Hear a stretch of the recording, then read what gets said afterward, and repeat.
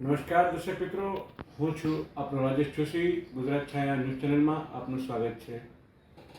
આજે દીપાવલીના પાવન પર્વે ગુજરાત રાજ્યના કૃષિ અને સહકાર વિભાગના કેબિનેટ મંત્રી જીતુભાઈ વાઘાણીએ પદગ્રહણ સમારોહમાં શપથ લીધા બાદ પ્રથમવાર ભાવનગરમાં પ્રવેશ કર્યો અને વાજતે ગાજતે ઢોલ નગારા અબીર ગુલાલની છોડો સાથે જીતુ વાઘાણીનું જે રીતે સ્વાગત સન્માન થયું તે અગાઉમાં જે કાંઈ જીતુભાઈ રેકોર્ડો કર્યા છે એ તમામ રેકોર્ડો પણ આજ તોડી નાખ્યા. જબરદસ્ત રીતે કાર્યકર્તાઓમાં ઉત્સાહ જોવા મળ્યો અને જીતુ વાઘાણીએ જ્યારે ભાવનગરની ભૂમિને માથું ટેકવીને વંદન કર્યા ત્યારે તેઓ ભાવુક થઈ ગયા હતા અને તેમની આંખમાં ઝળઝળી આવી ગયા હતા.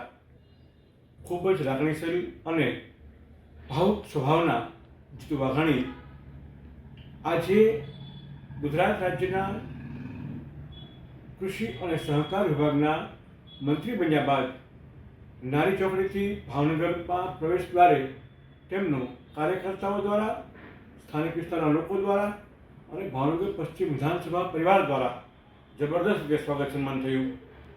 શહેરના મેયર, જિલ્લા ભાજપના પ્રમુખ, શહેર ભાજપના પ્રમુખ, કોર્પોરેટરો, વોર્ડના પદાધિકારીઓ તમામ લોકો સાથે જોડાયા અને એક જબરદસ્ત સ્વાગત આજે જીતુ વાઘાણીનું થયું. આપણે એમ કહીએ કે ખરા અર્થમાં લોકનાયક કોને કહેવાય તો એના માટે હું હંમેશા જીતુ વાઘાણી માટે લોકનાયક શબ્દ વાપરતો રહ્યો છું. જીતુ વાઘાણી ખરા અર્થમાં લોકનાયક પુરવાર થયા છે. પ્રજાનો પ્રેમ જેને સ્વયંભૂ મળે છે. જીતુ વાઘાણીને કોઈ પાસે જઈને કહેવું નથી પડતું કે હું જીતુ વાઘાણી. તેને જોઈને તેના નામની આગળ કે પાછળ કોઈ વિશ્લેષણની જરૂર રહેતી નથી.